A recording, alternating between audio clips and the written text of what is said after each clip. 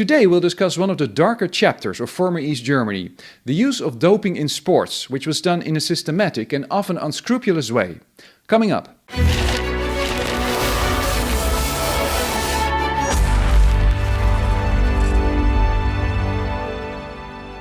Hi and welcome to another East Germany Investigated video. The use of doping in sports is not something that developed over the last 100 years.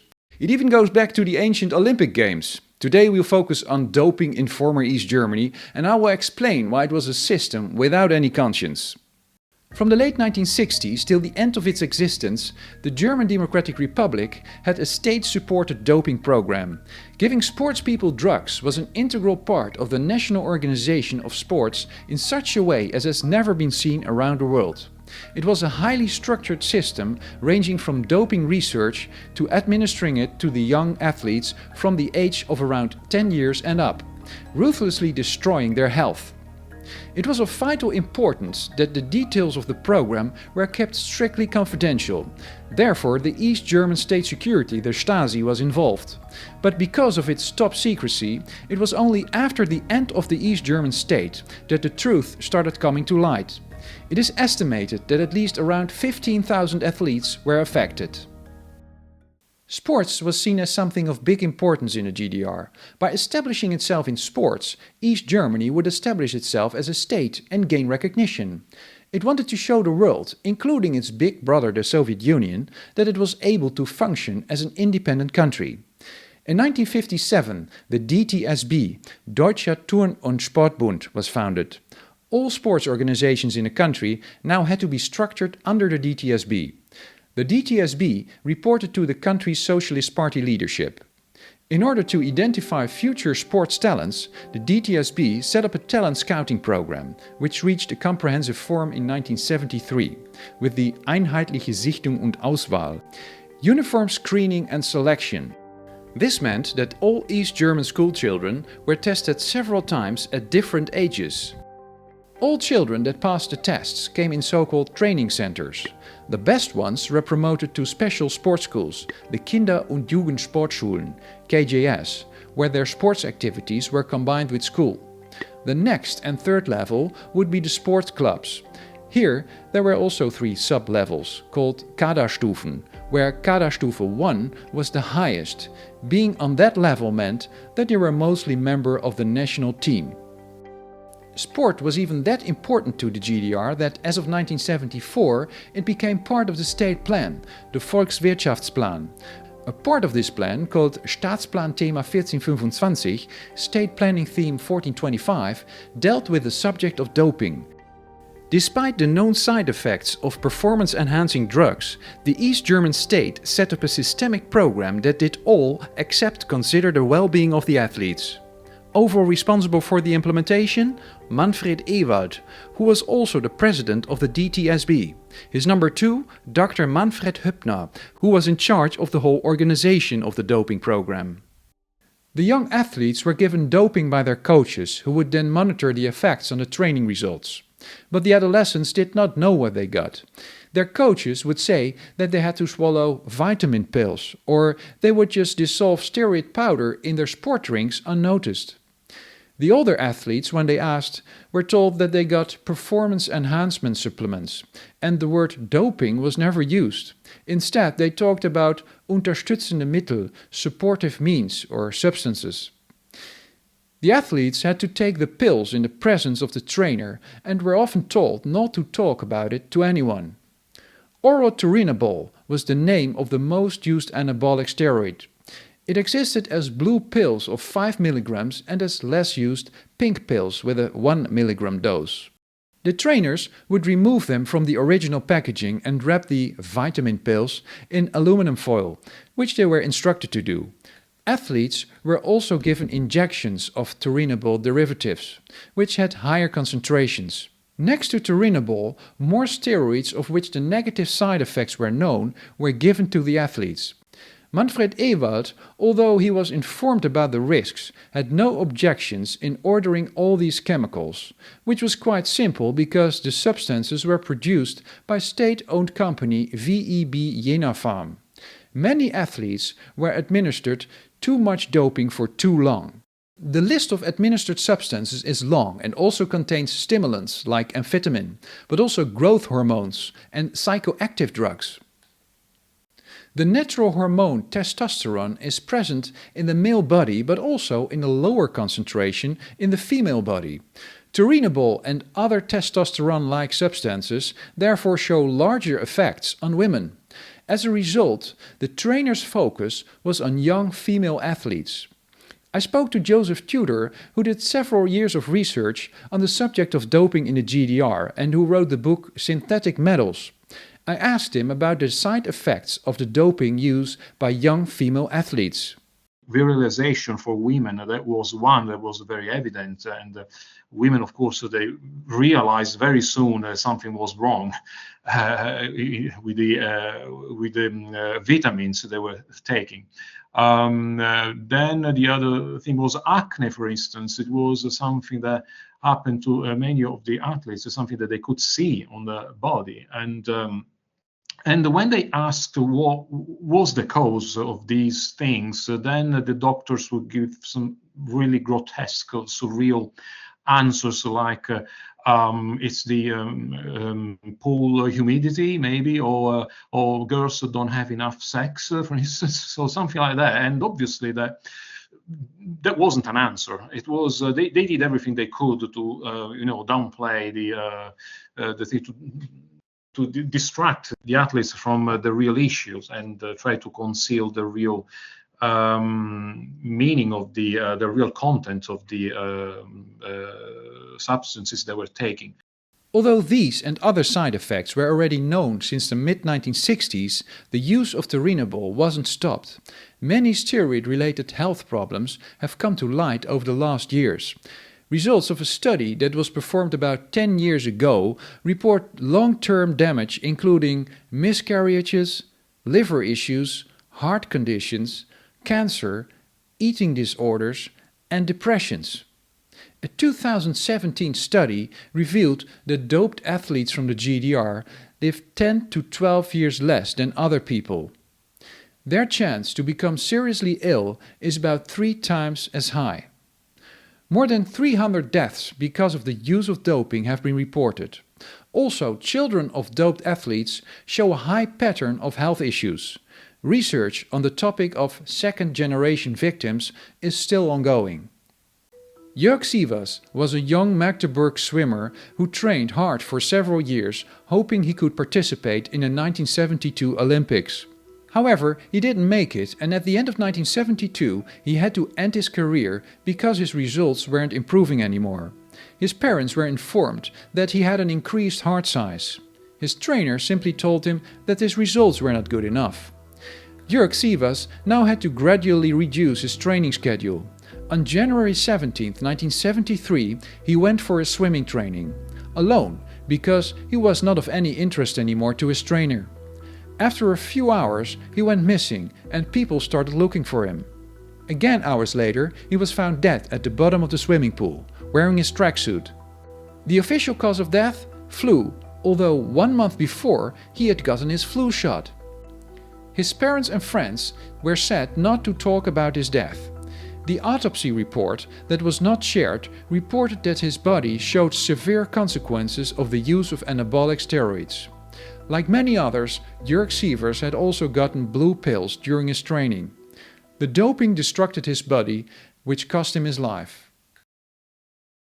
As mentioned, the athletes, for the largest part teenagers, didn't know they were getting doping. Especially when they were a little bit younger, they all thought that the pills and injections they got were vitamins. They trusted their coaches. If an athlete started asking questions, it was said that they got supportive means, not more. Or the coach would get very angry or even threaten to send the athlete home. It became a taboo. But even if they knew, which was more often the case when the athletes were a bit older, it was a choice between living with many privileges or having to go back to normal life again, which to most of them was equal to no choice.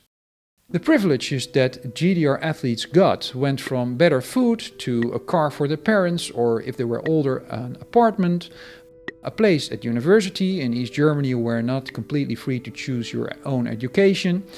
Also, as a top-level athlete, you were able to travel around the world, which was not possible for 99% of the East German population. For the state, it was important to present the great sportsmen and sportswomen as a result of socialism. These athletes were therefore also called diplomats in tracksuits.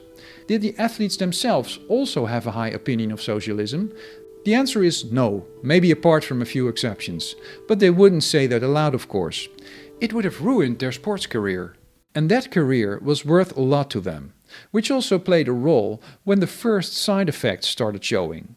Often the young athletes didn't want to go to the doctor because they knew that their trainer would get angry and that they would be excluded from their club and sports school. Of course, there were cases where there was no other way to stop and leave the sports club because health problems were too big. In those cases, the state wouldn't give any medical support. Stuttgart 1986, the European Championships of Athletics. 21-year-old shot putter Heidi Krieger made a 21.10 meters throw and won a gold medal. She was doped since she was 16, without her knowledge. 5 years later, being physically unable to continue, she retired from sports. Heidi had already been feeling uncomfortable as a woman for years. The high dosage of doping adversely affected her mental and physical development severely. The choice of what to be was made for her. In 1997, after a period with suicidal thoughts, Heidi became Andreas. The bad health of many of the former athletes is not only the consequence of the chemical substances they had been given, the program did also psychological damage to the young participants.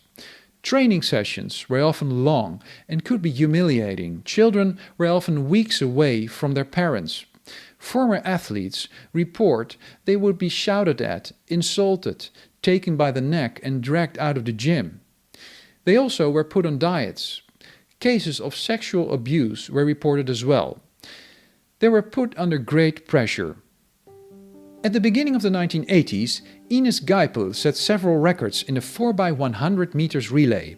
In 1984, she and her 3 teammates were in Mexico preparing for the Los Angeles Olympic Games, where Ines fell in love with a Mexican athlete. She decided she wanted to defect to the West, which she also told to her parents. Back in East Germany, her doctors recommended an operation to remove her appendix. But the operation was performed by Stasi doctors that cut her stomach muscles, which ended her sprinting career and the opportunity to flee from the GDR. Who betrayed her plans? Her father, who was a Stasi agent. When Geipel discovered that she was given a considerable number of oral turinabol pills during her sports career, she requested the World Athletics Organization to enlist her 4x100 meters relay world records. Every athlete had its personal plan where the quantities of supportive means were aligned with the training program. But how did the doctors know which anabolic agents and how much of them to give to each specific athlete? The answer to this question is shocking. Because they didn't want to take any risk on the talented top athletes, doping was tested on amateurs first. As part of a separate top-secret program, amateurs were approached and asked if they would want to take part in the program in return for better food, medical assistance and some money. What they didn't know is that they were guinea pigs for doping tests. From time to time, some of the athletes had to go through very painful biopsies where tissue was collected for further analysis. Several hundreds of athletes were part of this program. We don't even know the extent of it. The journalists who did this investigation, they managed to find some 5 or 6 athletes that were part of that horrible program, but they suspect that there were many more.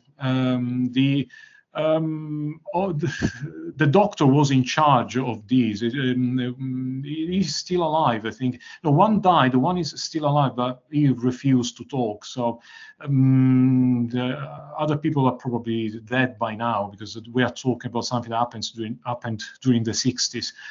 But yeah, it is very disheartening. It is. Taking drugs is bad enough, but people. Getting used as guinea pigs, and well, they knew they were taking something, but they couldn't imagine the extent of it or the kind of drugs they were getting. After the East German state had ceased to exist, former athletes and coaches started to share their experiences in the media. But documented evidence was thought to be all destroyed by the Stasi after the fall of the Berlin Wall. In the reunified Germany, the doctors and trainers still practiced their jobs. Werner Franke, a biologist, and his wife Brigitte Berendonck, a former GDR athlete who had fled to West Germany, had been investigating already for some years, and now started searching for the Stasi documents, and became lucky to find a complete archive full of copies of the original files that had been destroyed. For years there had been rumors and anecdotes, but now these files were essential in proving that the doping program existed and provided lots of details. In 1997, a trial started against those who were responsible for the doping program of East Germany, the Dopingprozess. For the victims, most important was not that their doctors and coaches would be punished, but that the truth behind the program would be revealed. The accused tried to defend themselves by stating that they were unaware of the side effects of the supportive means, and when that didn't fly, after evidence was presented proving that they had been aware, the accused started stating that they were merely the executors, following orders from their bosses. Some of the defendants confessed, showed guilt, and even asked for forgiveness. Many, however, one of them being the former sports minister Manfred Ewald, showed no remorse at all and stated that according to GDR law, doping wasn't a crime. None of the accused was sentenced to prison. Only suspended jail sentences were given. They all get away with paying a fine. The United Germany authorities, the judges, they were investigating something that happened in different countries. I mean, these people were guilty of something that wasn't even a crime in East Germany. I mean, the word doping didn't even exist. So how could they be guilty? So it was an interesting legal thing, but obviously they eventually decided to put them on trial anyway, because of the violation of human rights. That was the only thing really they were looking at, and that was proven. So this is what they actually used. It was the maybe a legal loophole that the German judges used to put these people on trial. But under the German legislation, this was probably the best they could do. Next to the fact that after the trial the existence of GDR doping can no longer be denied and that it created many victims, there were also some more positive results. The trials also resulted in a new German law which states that doping of underage children is punishable by a prison sentence of up to 10 years. Also, the Dopingopferhilfe Association was founded, which provides support to doping victims in the whole of Germany. About 5 years ago, however, the story got a strange and unexpected turn. Within the Dopingopferhilfe Association, an internal conflict flared up. Ines Geipel, at that time still chairwoman of the organization, was accused of being too generous in giving public money to people who stated that they were a doping victim. Also, doubts were brought up around the unawareness of athletes of being given performance-enhancing drugs, and around the option that they would have had to leave without any consequences. And on top of that, Ines Geipel was also accused of lying about her own past. Documents proved that she knew that she was taking doping. 2 months after the operation, she was able to participate in a competition, and after she quit her sports career, she could finish her studies at university, which in the GDR was a great privilege. The accusations came from a group of people led by no one less than Werner Franke, one of the founders of the Anti-Doping Association. Franke also stated that there was no scientific proof that the effects of taking doping would also affect the children of the athletes, while Geipel was already fighting for getting recognition and state support. Geipel left the organization, but the state support for doping victims remained. The application deadline for GDR doping victims has recently expired. A total of 2,062 applications were received. 1,643 former athletes have been officially recognized as doping victim and have received compensation, partly thanks to Ines Geipel. There is no doubt that, taking into account the effective recruitment system, all the doped GDR athletes were to at least some level talented themselves. However, some former athletes gave up their medals because they feel they are tainted. On the other hand, other athletes still want to keep their medals because to them they are the result of years of hard work and therefore fully deserved. Former opponents have been protesting and requested to be recognized as the real winners because they hadn't been doped. But how the East German athletes all would have done without the doping is something we will never be able to find out. In total, the GDR athletes set a long list of records and won 519 Olympic medals in the 11 times that they participated in the Olympic Summer and Winter Games. So can we conclude that all GDR athletes that delivered great performances weren't clean? Can we state that all national and international GDR athletes had been given doping? I don't think so. I mean, in the same way, we trust the Stasi documents where they say that certain athletes have been given testosterone for many years on this date for so many days and so on. Then, at the same way, we should trust where we don't find documents. I mean, if there are no documents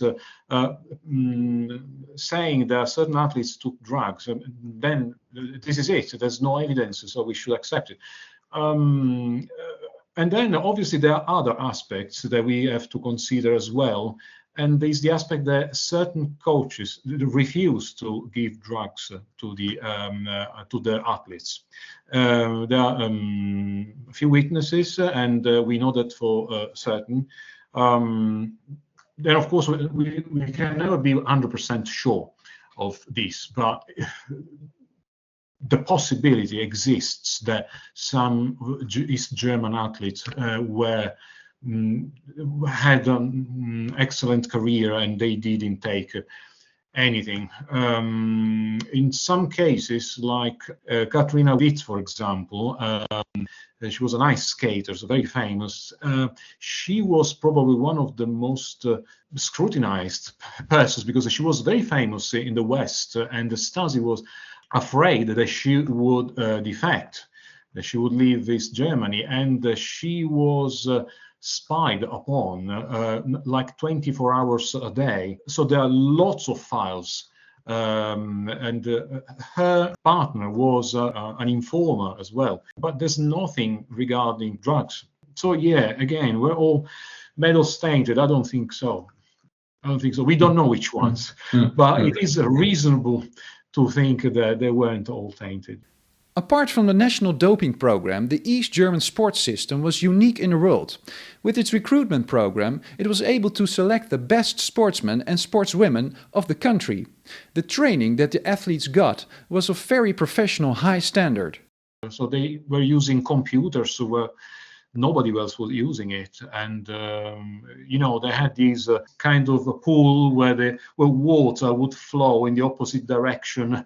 So in order to train swimmers more effectively, and then they had these slow motion cameras where they could scrutinize every little movement. I mean, they really were thorough and doping had nothing to do with this. We all know that doping, unfortunately, is not something that occurred in East Germany only. As a matter of fact, it is still occurring in the whole world today. Hopefully, stories of witnesses, the available evidences and the consequences of doping in East Germany that are still visible today is something that will help to create awareness for everyone around the world. If you're interested to read a good book, I can of course recommend the book Synthetic Metals by Joseph Tudor that appeared quite recently. It was one of the main sources for this video. You can read the whole story there with much more interesting details. I'll leave the link to this book and some other interesting books in English in the description. That's it for today. Thanks for watching and hope to see you on the next one.